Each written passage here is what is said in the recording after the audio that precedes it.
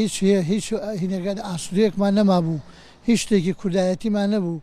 یەکێتی نیشتمانی کوردستان هاتە ساحەکە هەتا ئیسە خەباتی کردەیە لە مەفرەزەی سەرەتاییەوە مەفرەزەی پارتیزانیەوە یەکێتی بوو بە حکوومەت ئیسێشە لەخوا بەزابێ.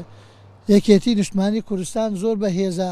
یەکێتی لەوەتەی دروستبوونیەوە تاکوی ئێستاکە خەبات و قوربانی داوا خوێنی داوا لە پێناو هەر چوار پارچەی کوردستان لەم مینبەرەی ئێوە داواکەم لە یەکێتی نیشتمانی کوردستان بەجددی ئاور لە موچە خۆران بداتەوە بێتەوە وەکو جاران بێتە خزمەتکاری کۆمەڵانی خەڵکی کوردستان. یەکێتی نیشتمانی کوردستان لە ڕۆژێکە لەدایک بوو کە هیچ ئاسۆیەکی تیا نەمابوو لە وڵاتە. یەکێتی نیشتمانی کوردستان توانی ئەو ئاسۆ گەشت بکاتەوە کوردستان بگەێنێتە ئەم ڕۆژەیە کە ئیسە لەم خۆشگوزەرانی و لەم ئازادیە دەژین. داواکارین لە سەرۆکی یەکێتی بتوانێت کەس و کاری شەیدان بێنێتە پێشەوە هەوڵ بدەن منداڵانی شەیدان پێ بگەێنن و گوێ لە داواکاریەکانیان بگرن بۆ ئەوەی یەکێتی زیاتر بەرەو پێش بچێ و بتوانن یەکێتی وەکو یەکێتیەکەی جارانی لێبێتەوە. پێشترمان بۆ یەکێتی نیشتمانی کوردستان ئەوەیە کە بۆ داهاتوو بۆ خزمەتکردنی چین و توێژەکان ئەوەیە کە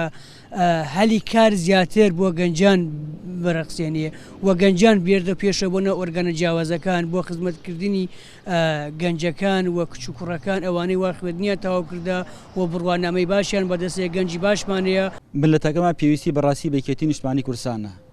لە ڕۆژی تەنگانە یەکێتی نیشتمانی کوردستان ملەتی ڕزگا کرد هاو لەسەر ڕێبازی خۆشگوزەرانی و ئازادی و هیوادارم ئەو دەستکەوتانەی کەوا پێشتر لەسەر دەستی بەڕێز مامجلال لێ خۆش بێت بەدەستی هێناوە دووبارە بگرێتە سەر ئەو ڕێبازی سەرکەوتن و پێشخستنی گەلەکەمان.